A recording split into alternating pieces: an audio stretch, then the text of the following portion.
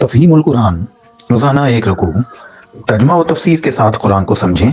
Subscribe کریں اور جڑے رہیں۔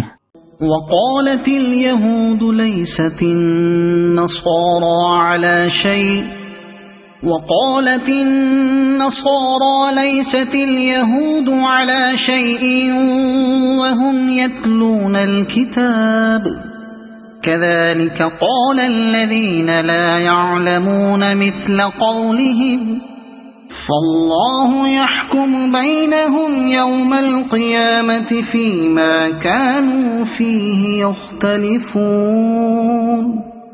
یہودی کہتے ہیں عیسائیوں کے پاس کچھ نہیں، عیسائی کہتے ہیں یہودیوں کے پاس کچھ نہیں، حالانکہ دونوں ہی کتاب پڑھتے ہیں۔ اور اسی قسم کے دعوے ان لوگوں کے بھی ہیں جن کے پاس کتاب کا علم نہیں ہے۔ یہ اختلافات جن میں یہ لوگ مبتلا ہیں، ان کا فیصلہ اللہ قیامت کے روز کر دے گا۔ جن کے پاس کتاب کا علم نہیں ہے یعنی مشرکین عرب۔ ومن أظلم ممن منع مساجد الله أن يذكر فيها اسمه وسعى في خرابها أولئك ما كان لهم أن يدخلوها إلا خائفين لهم في الدنيا خزي وَلَهُمْ فِي الْآخِرَةِ عَذَابٌ عَظِيمٌ۔ اور اس شخص سے بڑھ کر ظالم کون ہوگا جو اللہ کے معبدوں میں اس کے نام کی یاد سے روکے اور ان کی ویرانی کے درپے ہو۔ ایسے لوگ اس قابل ہیں کہ ان عبادت گاہوں میں قدم نہ رکھیں، اور اگر وہاں جائیں بھی تو ڈرتے ہوئے جائیں۔ ان کے لیے تو دنیا میں رسوائی ہے اور آخرت میں عذاب عظیم۔ اور اگر وہاں جائیں بھی تو ڈرتے ہوئے جائیں، یعنی بجائے اس کے کہ عبادت گاہیں اس قسم کے ظالم لوگوں کے قبض و اقتدار میں ہوں اور یہ ان کے متولی ہوں، ہونا یہ چاہیے کہ خدا پرست اور خدا ترس لوگوں کے ہاتھ میں اقتدار ہو اور وہی عبادت گاہوں کے متولی رہیں، تاکہ یہ شریر لوگ اگر وہاں جائیں بھی تو انہیں خوف ہو کہ شرارت کریں گے تو سزا پائیں گے۔ یہاں ایک لطیف اشارہ کفار مکہ کے اس ظلم کی طرف بھی ہے کہ انہوں نے اپنی قوم کے ان لوگوں کو جو اسلام لا چکے تھے بیت اللہ میں عبادت کرنے سے روک دیا تھا۔ وَلِلَّهِ الْمَشْرِقُ وَالْمَغْرِبُ فَأَيْنَمَا تُوَلُّوا فَثَمَّ وَجْهُ اللَّهِ إِنَّ اللَّهَ وَاسِعٌ عَلِيمٌ۔ مشرق اور مغرب سب اللہ کے ہیں، جس طرف بھی تم رخ کرو گے اسی طرف اللہ کا رخ ہے۔ اللہ بڑی وسعت والا اور سب کچھ جاننے والا ہے۔ اسی طرف اللہ کا رخ ہے۔ یعنی اللہ نہ شرقی ہے نہ غربی، وہ تمام سمتوں اور مقاموں کا مالک ہے، مگر خود کسی سمت یا کسی مقام میں مقید نہیں ہے، لہذا اس کی عبادت کے لیے کسی سمت یا کسی مقام کو مقرر کرنے کے معنی یہ نہیں ہے کہ اللہ وہاں یا اس طرف رہتا ہے، اور نہ یہ کوئی جھگڑنے اور بحث کرنے کے قابل بات ہے کہ پہلے تم وہاں یا اس طرف عبادت کرتے تھے، اب تم نے اس جگہ یا سمت کو کیوں بدل دیا۔ اللہ بڑی وسعت والا اور سب کچھ جاننے والا ہے۔ یعنی اللہ تعالیٰ محدود، تنگ دل، تنگ نظر اور تنگ دست نہیں ہے، جیسا کہ تم لوگوں نے اپنے اوپر قیاس کر کے اسے سمجھ رکھا ہے، بلکہ اس کی خدائی بھی وسیع ہے اور اس کا زاویہ نظر اور دائرہ فیض بھی وسیع، اور وہ یہ بھی جانتا ہے کہ اس کا کون سا بندہ کہاں کس وقت کس نیت سے اس کو یاد کر رہا ہے۔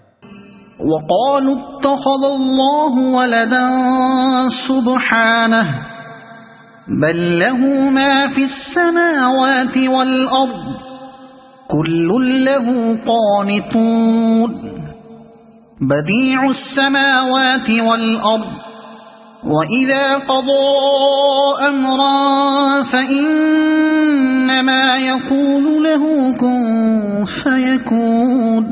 ان کا قول ہے کہ اللہ نے کسی کو بیٹا بنایا ہے، اللہ پاک ہے ان باتوں سے۔ اصل حقیقت یہ ہے کہ زمین اور آسمانوں کی تمام موجودات اس کی ملک ہیں، سب کے سب اس کے مطیع فرمان ہیں۔ وہ آسمانوں اور زمین کا موجد ہے، اور جس بات کا وہ فیصلہ کرتا ہے اس کے لیے بس یہ حکم دیتا ہے کہ ہو جا، اور وہ ہو جاتی ہے۔ وَقَالَ الَّذِينَ لَا يَعْلَمُونَ لَوْلَا يُكَلِّمُنَا اللَّهُ أَوْ تَأْتِينَا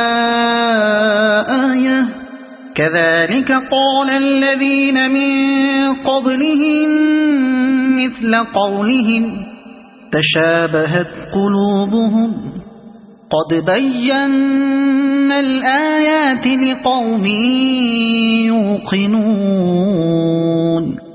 نادان کہتے ہیں کہ اللہ خود ہم سے بات کیوں نہیں کرتا یا کوئی نشانی ہمارے پاس کیوں نہیں آتی؟ ایسی ہی باتیں ان سے پہلے لوگ بھی کیا کرتے تھے۔ ان سب اگلے پچھلے گمراہوں کی ذہنیتیں ایک جیسی ہیں۔ یقین لانے والوں کے لیے تو ہم نشانیاں صاف صاف نمایاں کر چکے ہیں۔ نادان کہتے ہیں کہ اللہ خود ہم سے بات کیوں نہیں کرتا یا کوئی نشانی ہمارے پاس کیوں نہیں آتی؟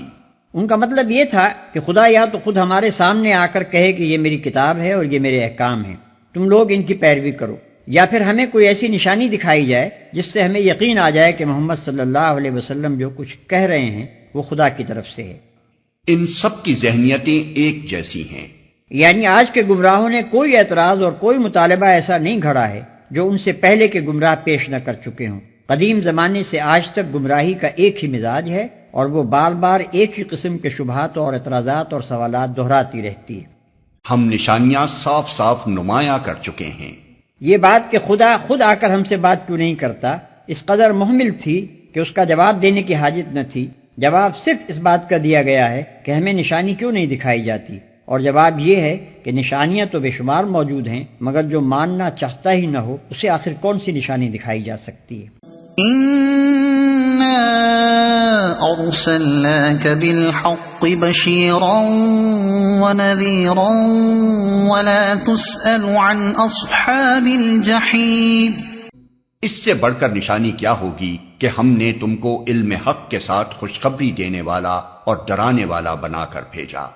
اب جو لوگ جہنم سے رشتہ جوڑ چکے ہیں ان کی طرف سے تم ذمہ دار و جواب دہ نہیں ہو۔ ہم نے تم کو علم حق کے ساتھ خوشخبری دینے والا اور ڈرانے والا بنا کر بھیجا۔